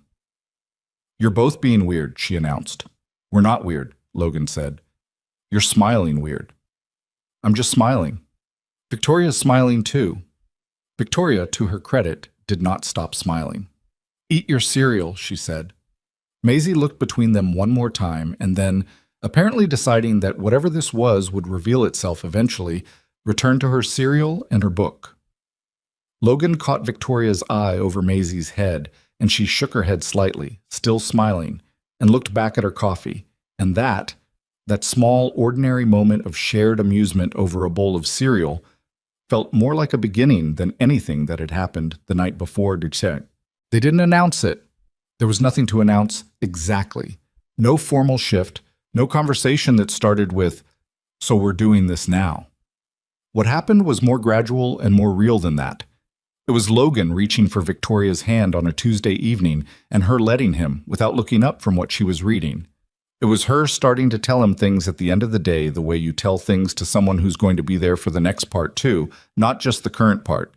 It was small and ongoing and imperfect, and occasionally they got it wrong in the particular ways that people who've been living adjacent to each other without touching always get it wrong at first.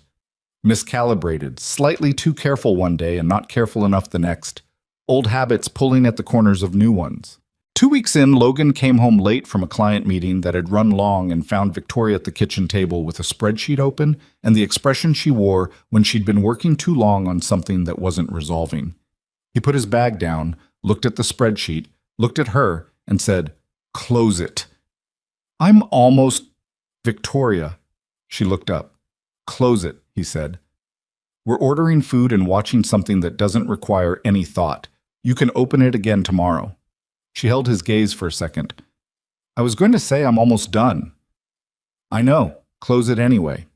She closed it, not without a brief expression that suggested she was noting the irony of taking instructions from someone who burned eggs with the regularity of a seasonal tradition. But she closed it. "What are we ordering?" she said. "Thai?" "From the place on Clement." "Obviously." She pushed the laptop aside. "Fine." She looked at him for a moment with that direct, unguarded look she was letting herself use more often now. "You had a long day." "Long day," he agreed. He sat down across from her. "The Chen project is going to go over on materials. I have to have a conversation with the client I'm not looking forward to." "Doris Chen? You know her?" "By reputation. She's reasonable. She doesn't like surprises, but she's reasonable." Victoria pulled her coffee mug toward her. "Be direct with her before she has to ask. She'll respect it." I know, I just—" He rubbed the back of his neck. "I hate that conversation. Every time. I hate telling someone the thing they love is going to cost more than what they planned for. Because you care if they're disappointed. Occupational hazard. It's not the occupation," she said. That's just you." He looked at her. She said it simply, without making it a bigger thing than it was, which was the specific way Victoria gave compliments that she actually meant. She didn't frame them, didn't build up to them. She just said them, the way she'd say something was true. "Order the food," she said. "I'll find something to watch." He ordered the food. She found something to watch, a documentary about a bridge construction project in Norway that she was interested in for structural reasons, and that he was interested in for her, which she pretended not to notice, but did. Bad. Eleanor called on a Thursday morning 4 weeks after the dinner. Logan was at the office when Victoria texted, "My mother called. She wants to have lunch. Just the two of us. She knows." He typed back, "What did she say?" "That she'd been watching us. That she wants to talk." A pause. She sounded, I don't know, not strategic, just like my mother. "Go to lunch," he wrote. "What if she, Victoria. Go." She went. She came back that evening quieter than usual, but not the closed kind of quiet. More like the quiet after something heavy has been put down. She came into the living room where Logan was helping Maisie with a science project that involved a disappointing amount of papier-mâché, and she stood in the doorway for a second, just taking in the scene. "How'd it go?" Logan said. "She apologized," Victoria said. Maisie looked up from the papier-mâché bowl. "Who apologized?" "My mom," Victoria said. Maisie considered this. "What did she do wrong?" "She tried to make decisions for me," Victoria said, "about things that were mine to decide." Maisie nodded seriously. "My friend Theo does that. He decides we're going to play kickball even when it's not his turn to decide. It's annoying." "It is," Victoria said. "Very annoying." "What'd you say? To your mom?" "I told her I appreciated it." Victoria came further into the room and looked at the papier-mâché. "What is this?" "A volcano," Maisie said. "Supposedly, it keeps going flat." "You need a steeper armature," Victoria said. "A what?" "The structure underneath. If the structure's wrong, the shape won't hold." She looked at Logan. "Do you have wire?" He got the wire from the supply drawer. Victoria sat down on the other side of the project, took the papier-mâché volcano apart, with the calm efficiency of someone deconstructing a failed structure she intended to fix, and began to rebuild the interior frame. Maisie watched with the focused attention she brought to anyone who knew how to do something she didn't. "My mother also said," Victoria said, working the wire, "that she liked you, specifically. She said you were honest in a way she didn't expect." She didn't look up. "She said she could see that I was different with you, more," she used the word settled, which from my mother is a significant compliment. "Settled like calm or settled like finished?" "Settled like landed," Victoria said, "like I'd found the place I was supposed to be and stopped looking." She glanced up at him. "Her words, not mine." "But you didn't correct her," Logan said. She held his gaze for a beat. "No," she said. "I didn't." Maisie looked between them again with the expression she'd been using for 4 weeks now, half suspicion, half a kind of dawning comprehension that she was waiting to confirm before she said anything about it. 7-year-olds, Logan had learned, were more patient than people gave them credit for when they thought the information was coming. He told Maisie on a Sunday morning, a week after Eleanor's lunch. He'd been going back and forth on the right way, and had eventually accepted that there wasn't a right way, only the honest way in the moment when it felt less wrong to say it than to keep not saying it. Victoria was in her room. Maisie was eating cereal. He sat down across from her, and she looked up and must have read something in his face because she put her spoon down without being asked. "What?" she said. "I want to tell you something," Logan said, "about Victoria and me." Maisie looked at him with Julia's eyes. "Okay," she said carefully. "Things are a little different now," he said. "Between us. She's still Victoria. She still lives here. Nothing about how we live is different." He paused. "But I care about her, more than just as a friend." Maisie was quiet for a moment. Then, "Like a girlfriend?" "Yeah, something like that." Another pause. Maisie picked up her spoon and then put it back down. "Does she know?" Logan almost smiled. "Yeah, buddy, she knows." "Okay." Maisie pulled at the edge of her placemat. "Does she still like me?" "Maisie." He reached across and touched her hand. "She came and rebuilt your volcano at 9 o'clock at night." "That's true," Maisie conceded. "Nothing about how she feels about you changed." Maisie was quiet for another moment. Then she said, "Is it weird?" "A little," Logan said, "but good weird." She thought about this with the seriousness she brought to things that mattered. Then she picked up her spoon. "Okay," she said. "Can I have more cereal?" "Yeah," Logan said. "You can have more cereal." The part that was hardest, and this he hadn't anticipated, was not the beginning of it, but the maintenance. It was learning each other in this different register after 3 years of knowing each other in the prior one. It was the moments when old habits and new ones collided, when Victoria's instinct was to manage a problem alone, and Logan's instinct was to let her, and both of those instincts were wrong now in ways they hadn't been before. It was a Wednesday evening, 5 weeks after the kitchen table conversation, When she came home with the expression that meant something had gone sideways and went directly to her room without stopping. Logan waited 20 minutes, then he knocked. "Yeah," she said. He opened the door. She was sitting on her bed with her laptop open and her jacket still on, which meant she'd gone from the car directly to this without stopping for breath. "What happened?" he said. "The Meridian Group withdrew the offer," she said. "They went to a competitor. They announced it today." She looked at her screen. "I said no, and I don't regret saying no, but they didn't wait. They moved, and they went somewhere else, and now there are people in my company who are going to read that announcement and wonder if I made the wrong call." Logan came into the room and sat on the edge of the bed. "Did you?" "No," she said immediately. Then, "I don't know. Maybe." She closed the laptop. "I chose the version of this company where I stay in control and build it my own way. That was the right choice. I believe that." She looked at him. "But believing you made the right choice doesn't protect you from the consequences of it." "No," he agreed.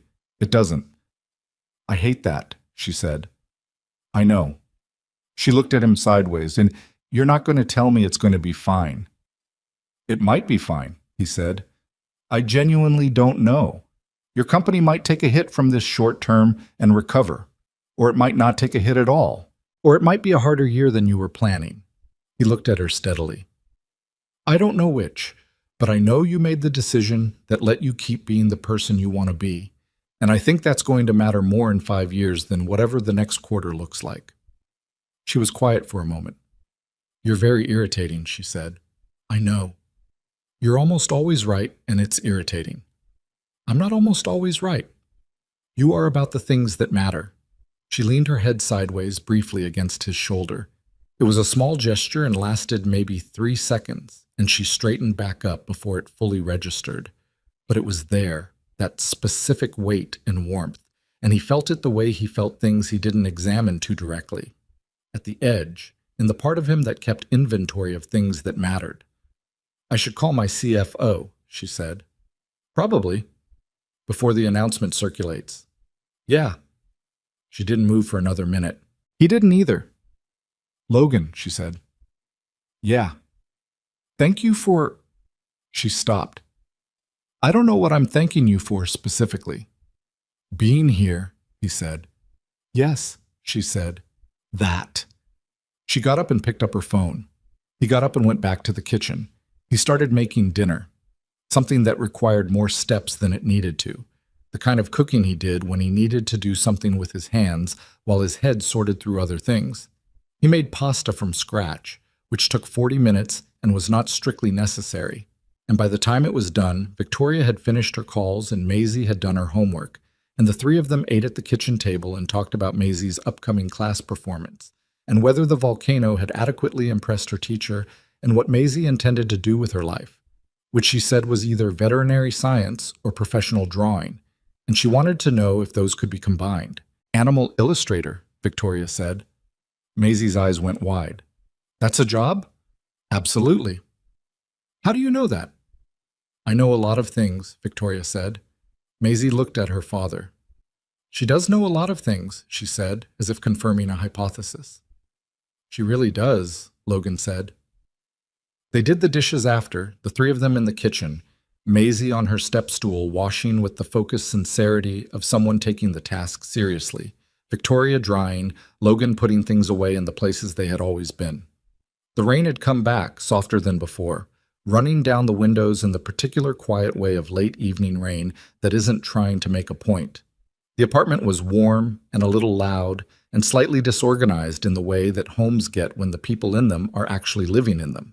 Logan put the last plate away and stood for a moment with his hand on the cabinet door, just listening to Maisie describing at length the specific qualities that would make a good animal illustration career, and Victoria asking questions that were actually interested, and the rain outside and all of it together in one space.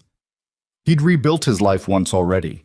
He knew the work of it, the particular patience required to find the structure inside the ruin and start laying new things on top of it. He knew it didn't happen in a moment. It happened the way buildings happened, incrementally, carefully, one true thing placed on top of another until the whole thing could hold its own weight. This felt like that.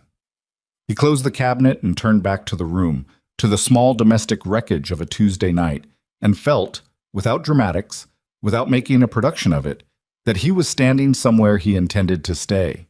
The year did not unfold the way anyone planned. But then, Logan had stopped expecting years to follow plans sometime around the age of 28, when the plan had been a life with Julia and a house in the neighborhood they'd been saving for, and a second child they'd talked about in the careful, hopeful way of people who believe the future is something you can sketch in advance. He'd learned, the hard way, and then slowly, that life didn't honor sketches. It honored what you showed up for. It honored what you kept choosing, quietly, in the ordinary moments when no one was watching and nothing dramatic was happening, and it was just you and the decision in front of you and whether you were willing to make it again. He thought about that a lot in the months that followed the kitchen table conversation. Not with grief, he was past the grief being the primary thing most days, but with the particular gratitude of someone who has come out the other side of something that could have gone worse and chosen not to examine it too hard in case the gratitude dissolved under scrutiny. The year had hard parts. Victoria's company took the short-term hit she'd predicted, not catastrophic, but real enough that she spent 3 weeks in a sustained state of controlled intensity that Logan recognized as her version of crisis management, which involved very long days and very little sleep, and a particular economy of personal conversation while the professional fires were being managed. He didn't push during those weeks. He left food. He kept the apartment quiet when Maisie was at school and the noise necessary, and warm when she was home. He let Victoria work, and he made sure she knew, not through speeches, not through declarations, but through the small, ongoing language of someone who was paying attention, that he was there. She came out of it. The company steadied. A partnership she'd been cultivating for 18 months with a logistics company out of Chicago came through in March and changed the numbers in a way that made the Meridian situation look, in retrospect, like the narrow escape it had always been. Her CFO sent Logan a bottle of wine as a joke, though the card said only thank you for keeping her sane, and Logan put it on the counter and Victoria came home and looked at it and said, "Diane has no boundaries," and then opened it. "She's not wrong," Logan said. "She's occasionally right," Victoria said. "Don't tell her." Spring came in the way San Francisco springs do, without announcement, just a gradual warming that one day crossed some invisible threshold, and everything that had been gray and wet was suddenly clear and bright, and the city looked like it had been cleaned overnight by someone who cared about the work. Logan finished the Arts Center drawings in late February and broke ground in early April, and the first time he stood on the site in his hard hat and watched the excavation begin, he felt the specific deep satisfaction of seeing something you'd carried in your head for 2 years become a physical fact in the world. Maisie turned 8 in April. She had requested, with the precision of a child who had been planning for several months, a birthday party with exactly 7 friends, a specific flavor combination of cake that Logan had been assured was possible but had never personally attempted, and a backyard activity that she described as a treasure hunt with real clues, not easy ones. She had also requested that Victoria help design the clues on the grounds that Daddy makes them too obvious. "I made them appropriately challenging," Logan said. "Marcus found his in 3 seconds," Maisie said. "That's from 2 years ago. I still think about it." Marcus was 9 and very competitive. "He's still very competitive," Victoria said, not looking up from her laptop. "The clues should be harder." "Thank you," Maisie said. They threw the party on a Saturday. The apartment building had a shared courtyard that Logan had never seen used for anything except the building manager's irregular and unsuccessful attempts at gardening. But he'd gotten permission 3 weeks out and spent 2 evenings clearing it up and setting things to rights in a way that Rafe, who came to help, described as aggressively optimistic for a children's party. "It's her 8th birthday," Logan said. "She gets optimistic." "She's going to remember this," Rafe said, driving a stake into the ground for the banner. "That's the point." The party ran 4 hours and was, in the specific chaotic way of children's parties that involve competitive treasure hunting, an approximate disaster that Maisie declared the best day of her life. Victoria had made the clues genuinely difficult. One of them involved a cipher that only 2 of the 7 children solved, and one of those 2 was Maisie, who had apparently been given advance intelligence by proximity to the clue maker, a charge she denied strenuously. Eleanor and Richard came. This had been Victoria's idea, offered carefully. Only if you want, they don't have to. And Logan had said yes because it was true. Eleanor sat in a folding chair next to Logan's colleague Rafe and watched the chaos with an expression that started as composed and gradually became genuinely amused, particularly during the moment when Maisie's friend Theo attempted to climb the courtyard fence following a misreading of clue number 4. "She's extraordinary," Eleanor said, watching Maisie arbitrate a dispute between two of her friends with the seriousness of a small judge. "She really is," Logan said. "She's got your patience," Eleanor said. "And something else, something that's—" She paused. "She reminds me of Victoria, a little. At that age, the way she takes things seriously." Logan watched Maisie hand down her ruling on the dispute, which both parties apparently accepted as final. "They've spent a lot of time together," he said. Eleanor was quiet for a moment. She had a glass of lemonade she hadn't drunk much of. "I want you to know," she said, "that I understand now what I was doing, with Marcus. With the dinners." She didn't look at Logan, looked at the courtyard. "I was afraid she'd chosen the wrong thing again. I was trying to engineer a correction." She paused. "I was wrong."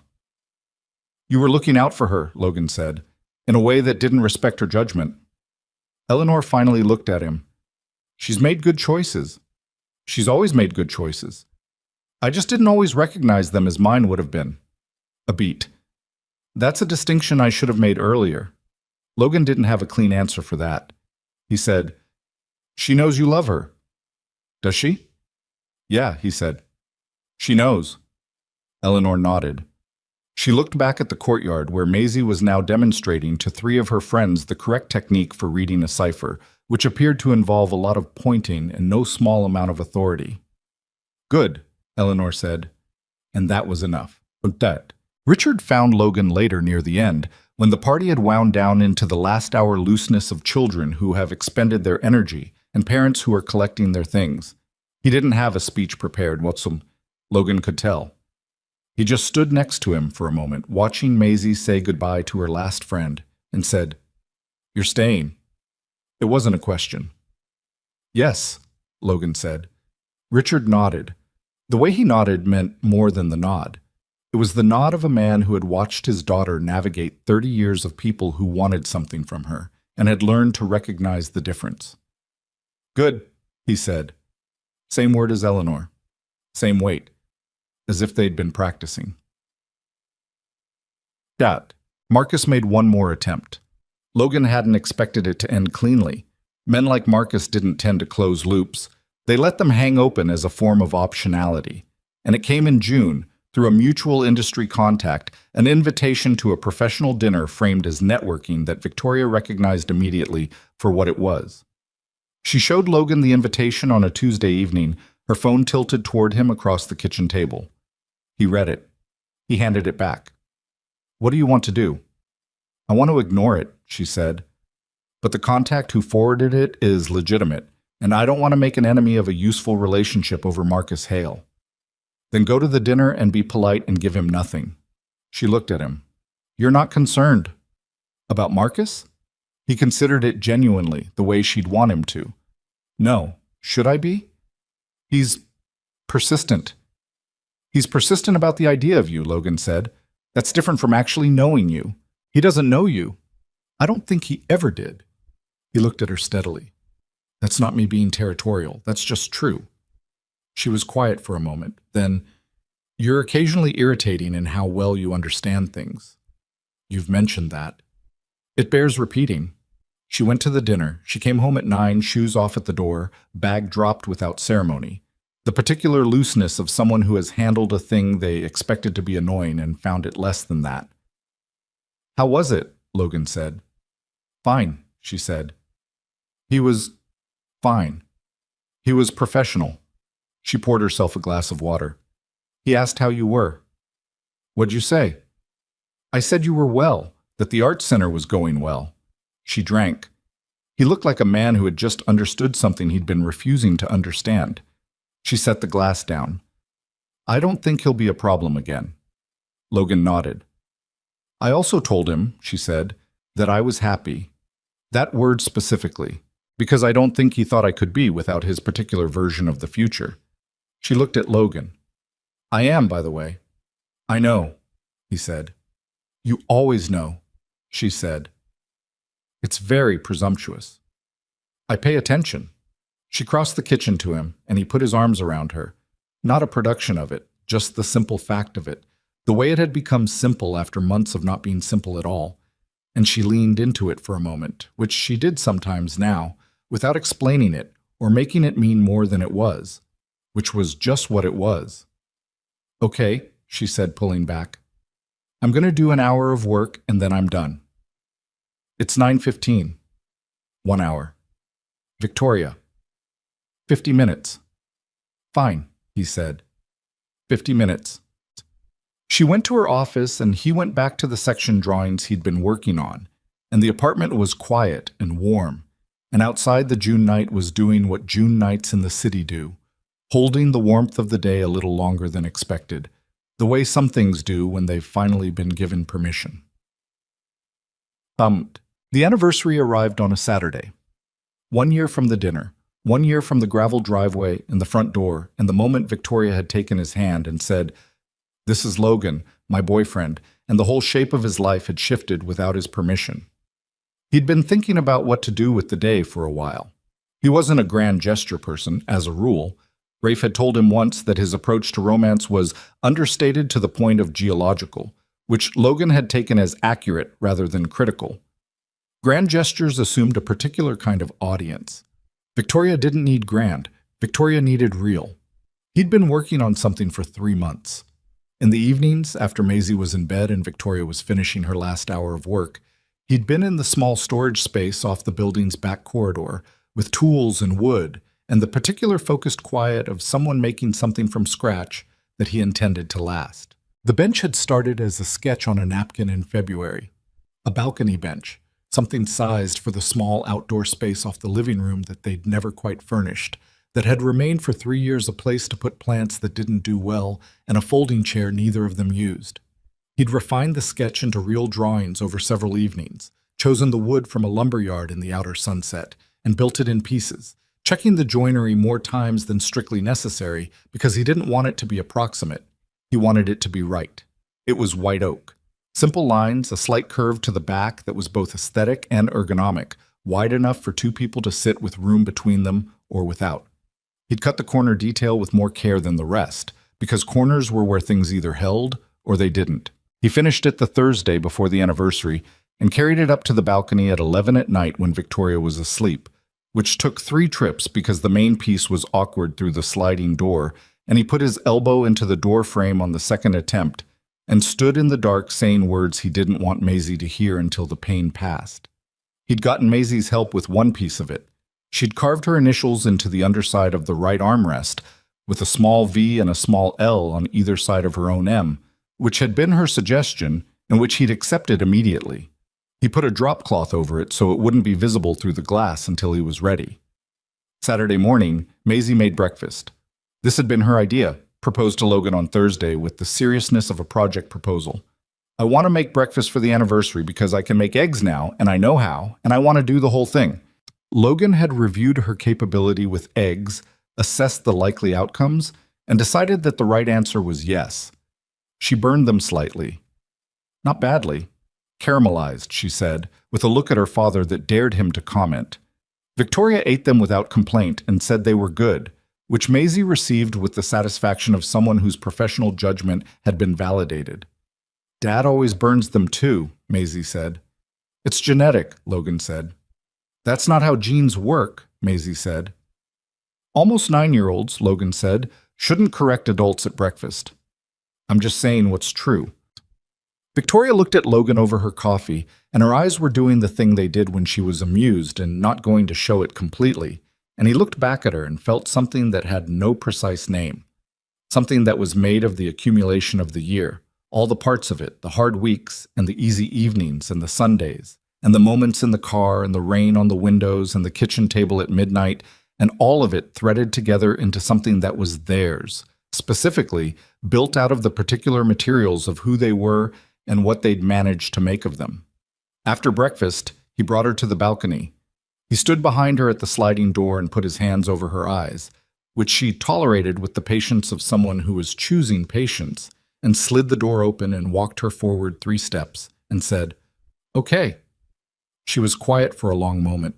The bench was in the morning light, the white oak warm in the sun, the joinery clean and true.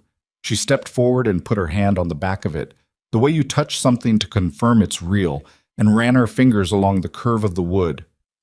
"You made this," she said. "Yeah." "When?" 3 months, evenings." She turned and looked at him. Her expression was the unguarded one, not the professional Victoria, not the managed Victoria, just her. The version he'd been allowed to see more of this year, and intended, if he had anything to do with it, to keep seeing. "Logan," she said. "Look at the underside of the right armrest," he said. She crouched down and looked, came back up.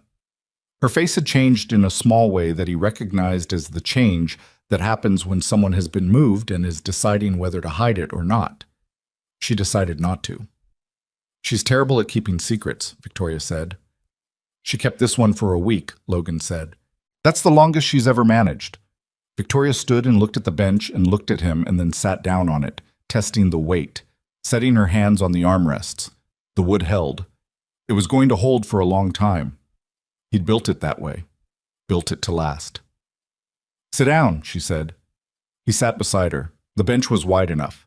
The morning was clear, the city below still waking up, the sound of it rising in the mild, unhurried way of Saturday.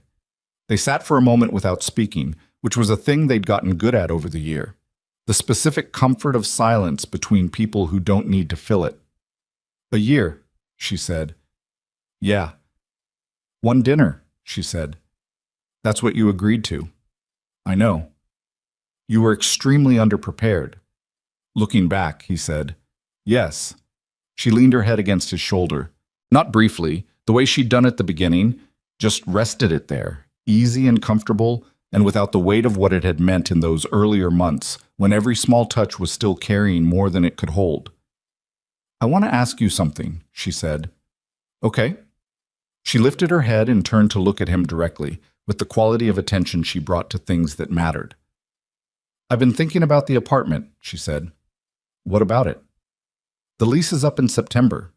She held his gaze. "I've been thinking about whether it makes sense to stay in it, or whether we should find something bigger." She paused. "Something that isn't the place we were roommates first. Something that's ours from the beginning." Logan looked at her. "You want to find a new place?" "I want to find a place that has enough room for Maisie to have a real bedroom, not the second room off the hallway. And an actual workspace, because working at the kitchen table is fine, but not forever." She paused. "And a proper balcony." "We have a balcony." "We have a ledge." She glanced at the bench. "A proper one." Logan was quiet for a moment.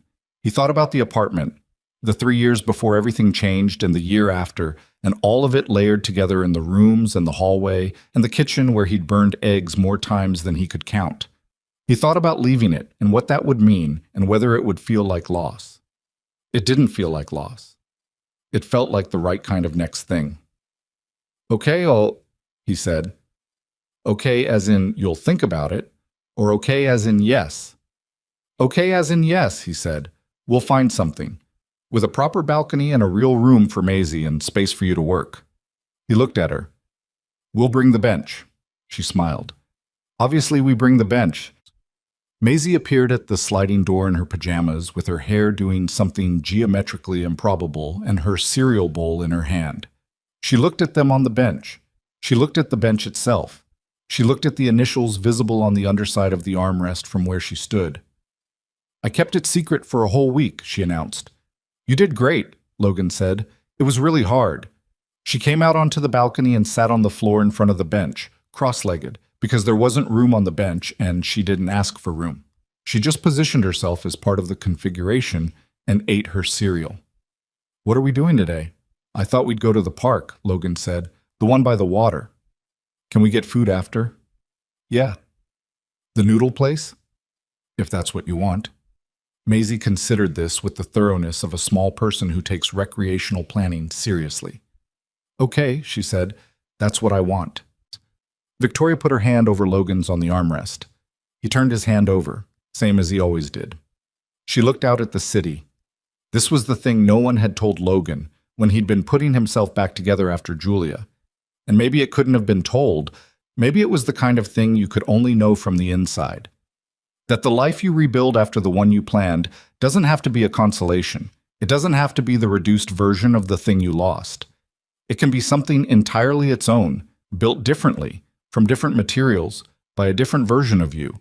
And if you pay attention and you're honest and you don't let the fear make all your decisions, it can be something you would not have traded. Not because the loss was worth it, the loss was never worth it, that math didn't work and he'd stopped trying to make it, but because what came after was real and good and entirely its own kind of gift. He'd been given Maisie, who was eating cereal on a balcony in her pajamas, with her hair defeating gravity and her opinions fully formed, who had her mother's eyes and his stubbornness and something all her own that he hadn't been able to name yet and figured he'd spend the next decade finding words for. He'd been given the shape of a life that had surprised him into belonging to it. He'd been given Victoria, who ran a company and rebuilt volcanoes and ate toast standing over the sink and had, somewhere over the course of 3 years and one inadvisable dinner, become the person he turned toward without thinking, the way you turn toward light without deciding to. None of it had gone according to plan. None of it had been smooth or clean or unambiguous. There had been 14 months of managed distance and one very wet Saturday evening in a parked car and a kitchen table at midnight and more burned eggs than he could account for. There had been a year of building something real out of the materials of something that had started as pretend, which was, he thought, maybe not that different from how most real things got built. Not out of perfection, but out of the decision, made again and again in the small, ordinary moments, to keep going. On the balcony bench he'd made with his hands, with his daughter's initials carved into the wood, and the city waking up below them, and the morning light coming in clear, and without apology, Logan Mercer sat beside the woman he loved and listened to his daughter explain her noodle preferences with total conviction, and felt, not happiness as a wave, not the loud, sudden version, but the quiet, sustained kind, the kind that lives in the chest like something structural, something load-bearing, something built to last. He thought, this is it. This is the place. Not a place on a map. Not a specific address they'd find in September with the proper balcony and the real room for Maisie. But the place you find when you stop running the math on whether you deserve good things and just let them be true. Let them be yours. The city made its Saturday morning sounds. Maisie finished her cereal and started describing, with increasing enthusiasm, the precise route she intended to take through the park. Victoria listened and occasionally redirected and did not remove her hand from Logan's. He didn't move. He didn't want to. This, exactly this, was where all three of them belonged. Not because it had been planned, not because it had been easy, but because they had all, in their different ways, chosen it, kept choosing it, would choose it again tomorrow and the tomorrow after that, in the quiet, ongoing way that real things are chosen. Not once, but every day, in the small moments that accumulate into a life. And a life, Logan had learned, was exactly what this was.